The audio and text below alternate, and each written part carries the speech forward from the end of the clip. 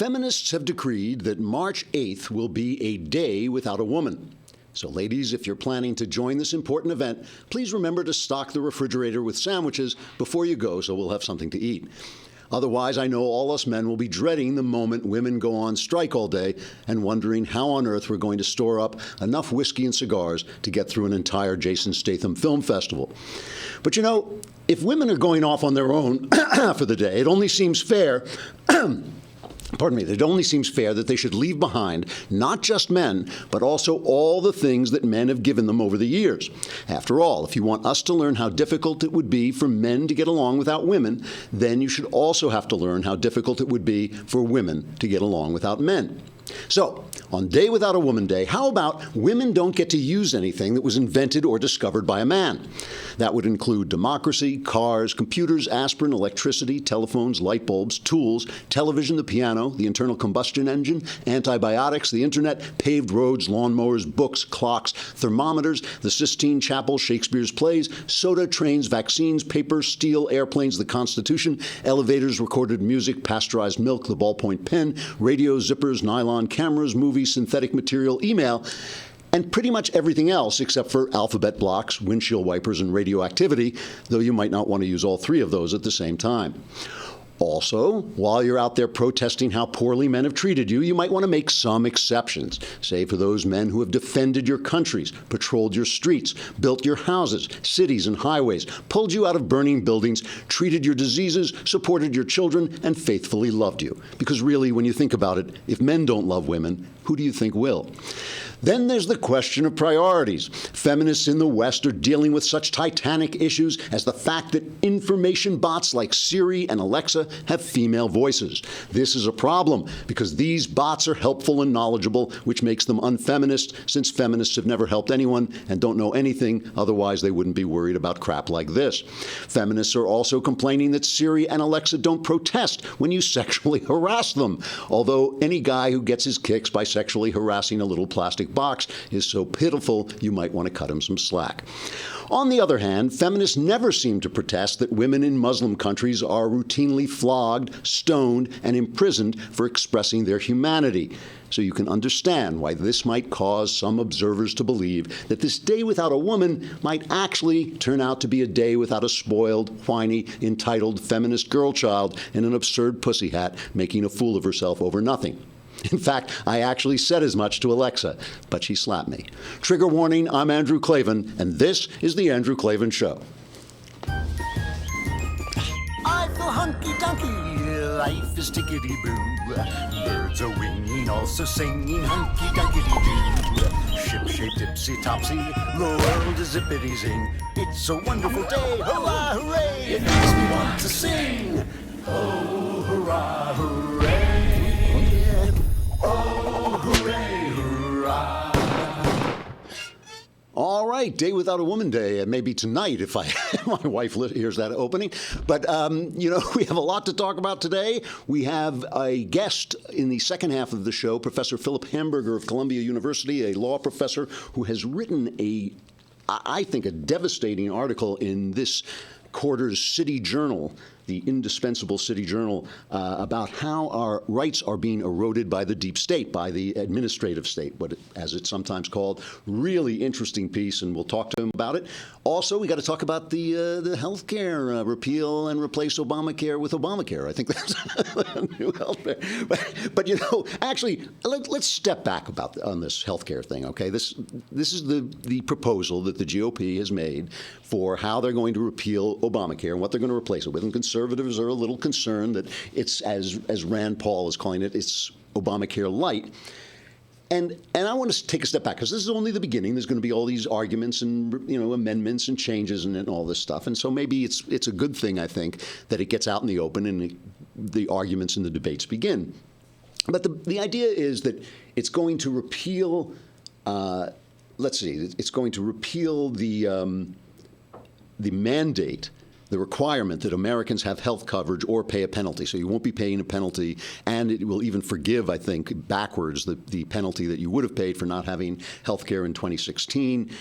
And it's also gets rid of the mandate that larger employers provide health insurance to workers, and it also repeals most of the taxes that Obamacare imposes, and freezes funding after 2020 for the states that expanded Medicaid under the law. So it does do a lot of good things. I mean, these taxes are ridiculous. The Medicaid expansion is incredibly expensive, but it retains the requirements that insurance cover people with pre-existing conditions, which, as I keep pointing out, is government health care. If insurers have to insure you when you're already sick, that's not insurance. That's not how insurance works. Insurance is a gamble that you make with the health company. You are gambling that you will get sick, and they are gambling that you will stay well long enough for them to collect enough money from you to pay for your being sick. The idea is that you win either way, because if you're well, you don't care, and if you're sick, you get the money. So it also has this kind of weird.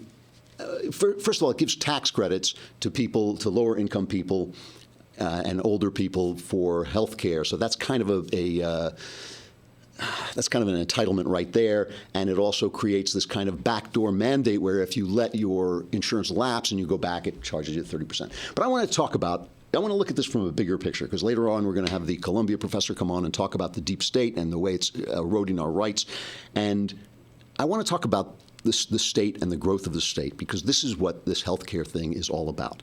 Okay. Now, one of the reasons that people are always making the joke that they listen to Shapiro's show and they get depressed, and they listen to me and I cheer them up. And the reason I don't get depressed, oddly enough, about politics is because I have a tragic view of life. That sounds paradoxical, but it's not. I believe that freedom is a living thing and freedom dies. At its best, freedom in the past, I think, has had maybe a 400-year lifespan. Usually it's closer to 100 or 200 years. We're doing pretty well here, I think. And if you believe that things die, every day is a good day, right? I mean, it's just like getting old. You know, I don't like getting old, but I fight it every step of the way. But I understand that getting old is better than the alternative, which is dying. You know, so like that's the way I feel about the government. Every day that we have freedom is a good day. And I think of conservatives like doctors. You're fighting a losing battle to keep something alive that will ultimately die, but every day you win. You win, and that's why I find myself rather cheerful when things are going. Now, so how do I feel? I mean, what kills freedom ultimately is this desire to make things fair, okay? And that we understand the desire to make things fair, but it ultimately bleeds into equality, and equality kills freedom. Why does equality kill freedom? Let's say you've got two guys who want to play basketball. One of them is LeBron James, and one of them is me, okay? If I want to be equal to LeBron James, there's only one way to do it. I have to hobble LeBron James, right? I have to make LeBron James worse, because I can't be as good as LeBron James, because reality, nature does not create equality in people. So you say, well, okay, you can't be as good as LeBron James, but at least you can have as much money as LeBron James has. Why is it fair that he puts a ball through a hoop and gets to be a gazillionaire, and you are witty and brilliant and attractive, sexually desirable, and you're not, you're just scraping by, right? So that is the problem. So I agree with that argument. So the only way I can do that is I can take LeBron's money and give it to me. And why does that get rid of his freedom? Why? Because he creates his money through his time and his hard work and his training and his talent, and all those things belong to him. If they belong to the government, why does the government get to say that these belong to us? We own your talent, we own your time, we own your training. Therefore, if we think Klavan deserves the money, we can give it to him. Why does the government have that right? It doesn't. So equality is the enemy of freedom, always. We can make things a little bit fair. We can say that Klavan doesn't have to die gasping in the street because he can't afford, food. Maybe LeBron can put in a little bit of money for that, maybe, But still, it's LeBron's money. He worked for it. He paid it. It's his. His freedom depends on his being able to keep the sweat of his brow. And that is why conservatives are always fighting the state. They're fighting the state because they know, here's the thing. If healthcare were free, I would support it. If healthcare could be free, I would support it. If healthcare could be free, Ben Shapiro would support it. Sean Hannity would support it. All the conservatives would support. We're not mean, but it's not free. Nothing is free. Somebody has to pay for it, and when somebody pays for it, his freedom is taken away. The state never gives you anything. It never gives you anything. It only takes things away. It trades you freedom. It trades you stuff for your freedom, for its power your freedom. And that's built into the state. That doesn't mean a leftist is necessarily an evildoer. He's probably just trying to help. He may just be trying to help. It's built into the system that equality takes away your freedom. Everything the government gives you takes away your freedom. So the problem that conservatives have with Obamacare is that it takes people's freedom away, right? If you give people health care, what do you get? Well, not only are you taking somebody's money to pay for somebody else's health care, which is limiting their freedom, but you're putting somebody into a system where the state now gets to make choices. What if you smoke? Well, should the state be asked to pay for it if you get lung cancer because you smoked? Didn't you do something wrong? Didn't you cause your own lung cancer? Shouldn't it be able to prevent you from smoking? Shouldn't the state be able to say you can't smoke because we have to pay for the lung cancer you get? Now, liberals love that argument because they want to stop everybody from smoking, but they don't love it so much when you start to say, well, illegitimate children cost the state money too because a lot of them end up in jail. Single-parent homes cost the state money. So should the state be able to say when you can have sex, with whom you can have sex, whether you have to be protected when you have sex? I mean, the state can make all kinds of decisions once it's got a hold of health care. Health care is the holy grail for leftists because it gives them all this power. Now, Obamacare, and this is the problem the GOP has. Obamacare is an entitlement.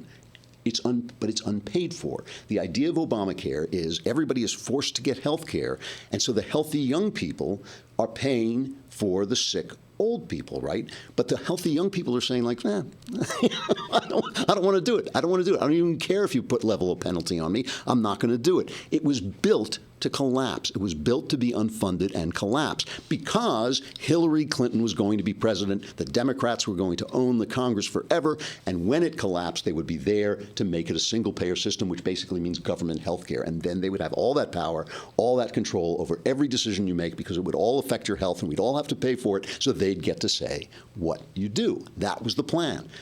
Honk. Donald Trump got elected, things didn't work out, and so now the GOP is stuck with this thing, and how do they get rid of it? Here is the problem with getting rid of it. What do we do about the poor? Nobody wants to say this, it's right, because they're all talking about making sure everybody has insurance. That is not the problem. If you created a system in which all insurers were competing with all other insurers, and people could just get insurance that only covered them in case of a disaster, right? So I'll pay for my checkups. I'll pay for my, whatever, my hearing aid or whatever I need, I'll pay for some meds. Prices drop. Television sets come out and they cost $1 million, and then within a year they cost $500 because there's competition, right? The prices go down once everybody is buying in. That would happen with health care too, except in cases of catastrophic care where you need catastrophic care, so you get insurance for that. Still you have the poor. So every time Republicans try to fix this system, the NBC, CBS, the Democrat news media, ABC, the New York Times, Washington Post are going to run out, find a poor person dying, sick, coughing up his lungs, take pictures of it, put it on TV, and say, this Republicans killed this man, and this woman, this child, all these things. And we're all nice people. We don't want to have that happen. We don't want the poor to die because they can't afford health care. And the big thing that nobody talks about is people talk about the skyrocketing cost of health care. That's not what is happening. What is happening is until, let's see, what is it? It's 2016. Until about 100 years ago, healthcare, we didn't have any healthcare. You couldn't do anything. Maybe 150 years ago. Doctors used to kill you. They'd come over and bleed you, they'd come over and do this stuff, and it was like magic. It was like witch doctor magic until the discovery of antibiotics by men. As we recall from our opening, until the discovery of antibiotics, they weren't really doing anything. Now they can help you. Now they can do amazing things. They can keep you alive. They can get your limbs. They can do all this stuff, and it all costs money. So the question is, what is going to happen to the poor? And personally, I think there's going to have to be an answer to this. One of the things about understanding that freedom dies is understanding you have to make little compromises as you go along, just like you do when you get older. I don't want to concede anything to old age, but eventually I stopped doing martial arts because I knew I was going to get catastrophically injured. You give up little bits. During the 30s, conservatives lost the argument over welfare. We started to have a welfare state as all free nations start to have a welfare state. And yes, is it the beginning of the end? Yes, it is. Do you have to do it? Yes, you do. Why? Because freedom creates wealth, and wealth makes people say, well, how come people are dying on the streets when our country is so rich and all this stuff? So that is something that happens. And then, you have to fight the growth of welfare, but it slowly grows. And the same thing is true of health care. The only thing I would say before we cut away and bring on our guests, the only thing I would say is it is possible that the GOP should grasp the nettle, as they say, should understand that there's going to have to be an entitlement for the poor. The poor can no longer go to their families and get the kind of health care that people can get. There may have to be a separate bill to deal with this, and maybe trying to deal with it all in this one bill is the big mistake they're making, because essentially what this bill does so far is it accepts the logic of Obamacare, that the government has to do something for everybody, has to have health care, provide health care for everybody. It accepts that logic, which is the logic of equality, government growth, and ultimately the destruction of freedom. So let's see what happens. I mean, this is not the time to panic, not the time to run around. It is the time to watch the fight. The big thing, I'll conclude with this, is that Trump's reputation is riding on this, because up till now, everything has been executive orders and the Twitter sideshow, right? This is governing. This is when you get on the phone and call up the lawmakers and say what you want. Trump so far has supported this bill, but we'll have to see what happens. Have we got the professor on the line? Yeah. All right, we're going to have to say goodbye to Facebook and YouTube, but come on over to thedailywire.com. We got a really interesting interview coming up. Plus, tomorrow is the mailbag day. I forgot to say that. Did I say that? Tomorrow is mailbag. Get your questions in. If you subscribe, you can get your questions in. We will answer them. Answers are guaranteed 97.5% accurate. They dropped a little bit, but from 100%. But they are 100% guaranteed to change your life, possibly for the better.